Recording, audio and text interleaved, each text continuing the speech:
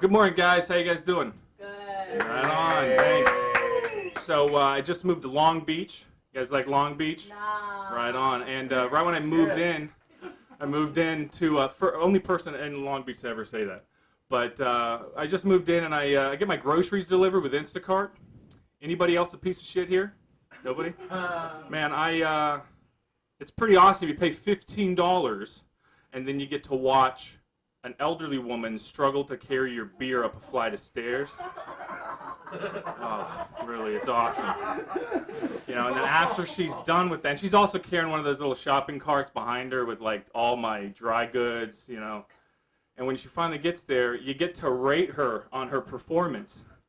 So it's kind of awkward because when she shows up and she's like, "Yes, you're Modelo," and I'm like, "Oh, thanks, yeah." And she looks at me, she's like, "Oh, you could have gotten this yourself." And I'm like, "Yeah, I know. So I kind of feel like I need to come up with like a fake illness or something like that. Like, leave it at the door. I can't touch sunlight or something like that. But I'm still struggling with that one. But yeah, Long Beach is cool. I really like it. The first day we moved in, we caught guys smoking crack under our balcony. And we were like, right on, keeping that rent low, man, you know. To be honest, I kind of wanted to partake because it's like, you know, if they're not smoking crack here, it's like, how are we going to keep the rent low, you know? Got to keep it going. But I just had a friend get out of prison, and something's weird about prison. Why does everyone who goes to prison ends up converting and becomes a Raiders fan? What's up with that, you know? It's like the guys in there like, you know what the fuck, Islam? Let's go for the Raiders. And then they just all go for that. But anyway, so I got a girlfriend. She's pretty cool. Thanks. Hey. I know everyone's like, wow. Shocking. But she's really neat. She's from Mexico. She's a dreamer. People are always like, wow, what's it like dating a dreamer? I'm like, it's, you know, nothing different. It's actually kind of convenient. It's like having a car lease. You know, if I don't do anything in 24 months, she just goes right back to the dealer. And that's kind of convenient, you know. That's a really convenient way of dating, you know. Really, really like that. But anyone ever see these people on Instagram who always like to announce they have a new post on their story? Like, hey, new post. And then you go and you click on it, and it's the same picture that they just posted in their story. People who would announce their new post on a story, those are the same people who would always remind the teacher there was homework in middle school, you know. Hey, teacher, I got a new post. Remember? You assigned us? Oh, gee. Fuck you, Duncan, you know. Reminding the teacher. Jesus. But speaking of Jesus, I was at the gym the other day, and I saw a guy with a full-arm Jesus tattoo. What's up with that? Is that supposed to be a bribe or something? Like, you get to the pearly gates, like, there's no way he's going to send me to hell with this thing, you know? Can you imagine that? Can you imagine going to hell, and then you walk around with a full-arm tattoo of Jesus, you're like, oh, yeah, he's still sitting me down here. But then again, when you think about it, that's a pretty good metric to get into heaven. Like, if I was God, and someone showed up and said, hey, I got a tattoo, and you're, oh, that's a picture of me getting tortured to death. Wow, thank you for the great picture. That's won my favor for sure. You know, I mean, I don't know. When you think about it, my grandmother just recently passed, and I have a story I want to tell on that, and I'll end on this. But I graduated from college a couple years ago, and right before I graduated, my grandmother tragically passed away. She was like 87 or something like that. It's not really important. But after I graduated, my mom came to me and she said, we want to get you a gift. We want to get you something, you know, for graduating college, because I was the first college grad in my family. And I said, don't worry about it, Mom. I don't really need anything. You know, it's fine. I'm going to have a career, whatever. And, I ended up getting an iPad Pro in the mail. And I freaked out and I called my mom. I said, who got me this iPad? Because, you know, the iPad Pros with the 4K screen and everything, those are really, really expensive. And I freaked out, and I called my mom. She said, you know, don't worry, because that was your grandmother's. She saved up money in her Social Security checks every month before she passed away in hospice care, because she wanted to get you a gift even if she wasn't here.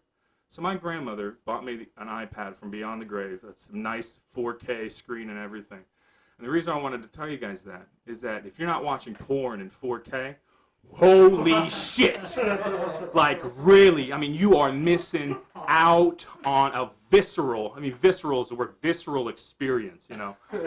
I mean, I really hope that our loved ones don't actually look down on us from heaven, you know, because then my grandmother would be very disappointed in me, you know, telling my grandma, Hugh, look what he's doing with the iPad. Oh, jeez, you know. But it's weird. So yeah, I guess my grandmother's responsible for all of my best orgasms of my life. So thanks, Grandma, for the iPad, and I'll leave it at that.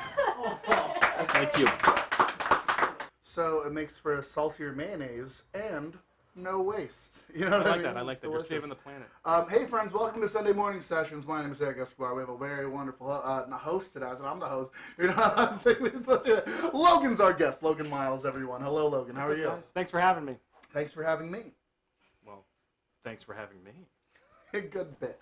All right, so Logan, I'm so happy to have you on the show because you actually hold the world record for, is it most urinations in sinks in Eastern Europe? Is that the record you hold? Yes, but I don't include the Balkans region, okay. Only the northern, like, Scandinavian region, because I don't know, I lost a visa when I was there and I'm not allowed back, so it's like, yeah, well, MasterCard. Yeah. So do you feel like, of all the places you've been, what was the best experience you've had? Ooh, in Europe? Specifically for sink urinations. Oh, sink urinations. You know, Rotterdam has some amazing toilets. Like Rotterdam, the barely even know her. But yeah, don't pee in Edinburgh. That's a scary place for peeing. Yeah. For sure. A lot of bad memories of that place. But other than that, yeah, Rotterdam. I'd say go to Rotterdam. Where are you from? I currently live in Long Beach, but I'm originally from Texas, but also grew up and went to college in Pittsburgh, Pennsylvania. Pittsburgh? Yeah. I'm not a Yinzer, though. Yeah, that's an inside joke for Pittsburghers. Outside looking in sort of thing.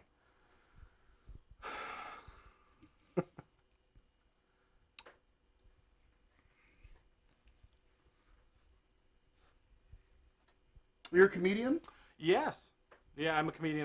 Right now I'm kind of focused more in the South Bay, Long Beach area, a little bit in Orange County. Not really touring or anything right now.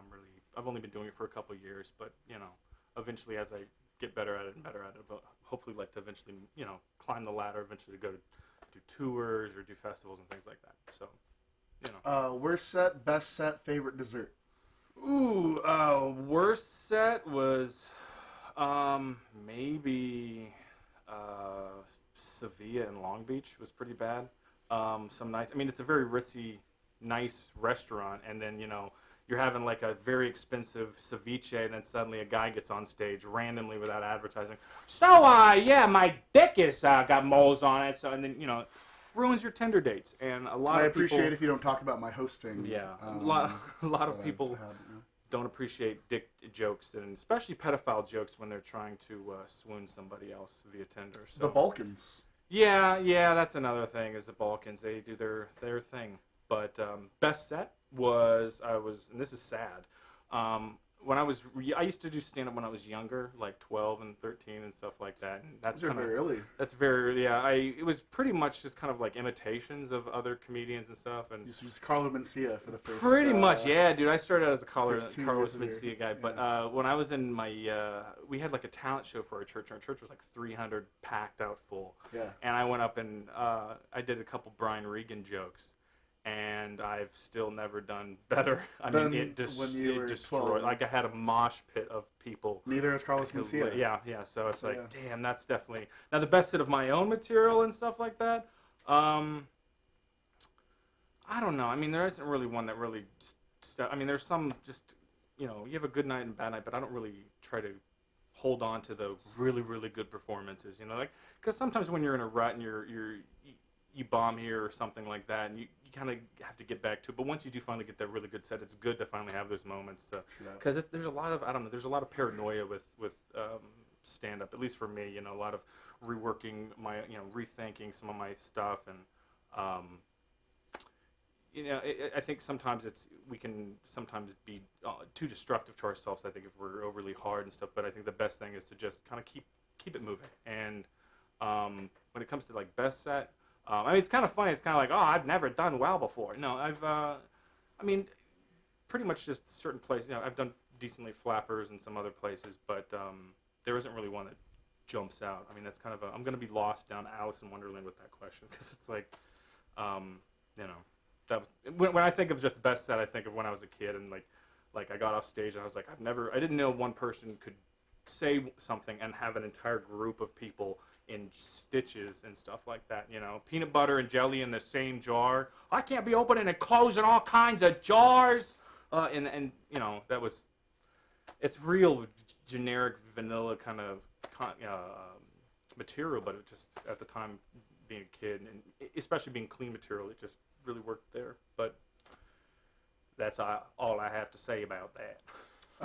What's your social media and your second favorite dessert? Oh yeah, totally forgot the dessert thing. Sorry.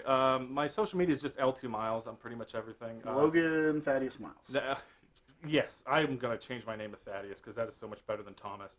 But yeah, L2 Miles, and then on Facebook I have a comedy page and stuff. But I'm also working on some other things. But those are gonna be coming down the pipe in the next month or so. Cool. Now, best dessert. Okay, I'm really holding off.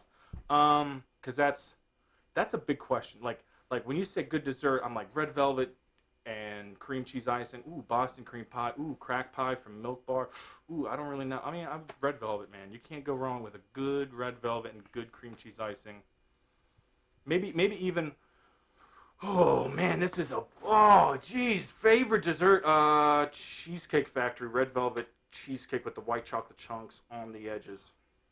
But you want to put it in the freezer. You need to make it a little bit colder than it when it's normally, And then that's a good binge cake right there. If you're gonna go through a binge, red velvet from I'm forgetting the place already. But yeah, that's my favorite. Anything red velvet. I don't know. Like a homeless guy could come up the street and say, "Hey, I found this red velvet cake." I'm like, give me that right now. Like I have a very low bar for red velvet. I'll eat anything that's red velvet. If someone says, "Oh, this shirt's red velvet," I'm like, well, let me try it out, So, yeah, I'm a red velvet fan. Anything else? I'm gonna daydream about red velvet. No. Is there a Cheesecake Factory in Long Beach? I don't think so.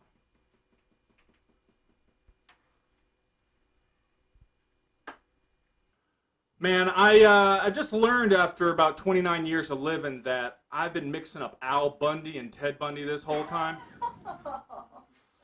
Yeah, that's not a mix-up you want to have. So I was walking into work the other day on a Monday, and these two coworkers were talking, and I was like, "Hey, how's everybody doing?" And they responded, "Oh, we're just talking about the Ted Bundy tapes on Netflix. Did you see that?" And I go, "Oh, Ted Bundy, yeah, fucking love that guy." My excuse was I grew up religious, so I wasn't really allowed to watch the show, and they didn't realize that. I didn't realize I was even making a mistake until they really prompted me. So what do you love about him? Funny guy. Really edgy with some of his jokes, He like to crack jokes a lot about women, fat chicks and stuff like that, And then when she finally said, "What about when he raped and murdered all those people?" I'll be honest, I missed those last few seasons. Did that show really end with those people getting raped and murdered? Wow, met Dexter out of nowhere, Jeez.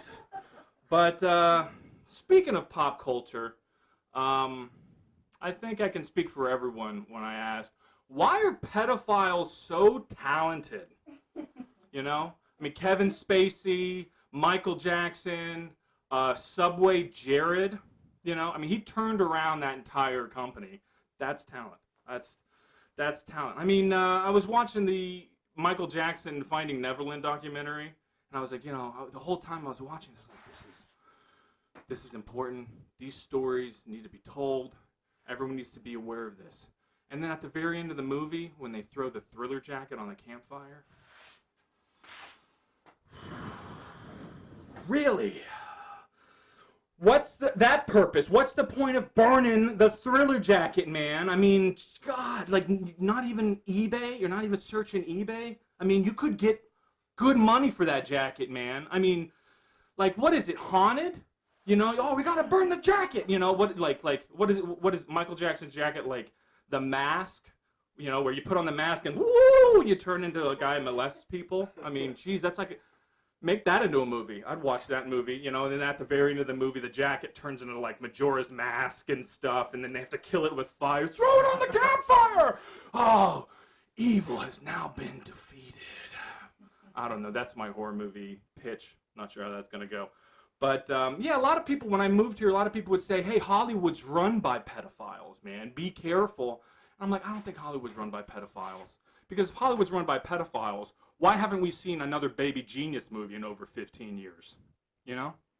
Because, you know, if they were running Hollywood, you would see, you know, spin-off after spin-off, Baby Genius, Tokyo Drift, you know? They would be pumping, they'd be pumping money into that franchise.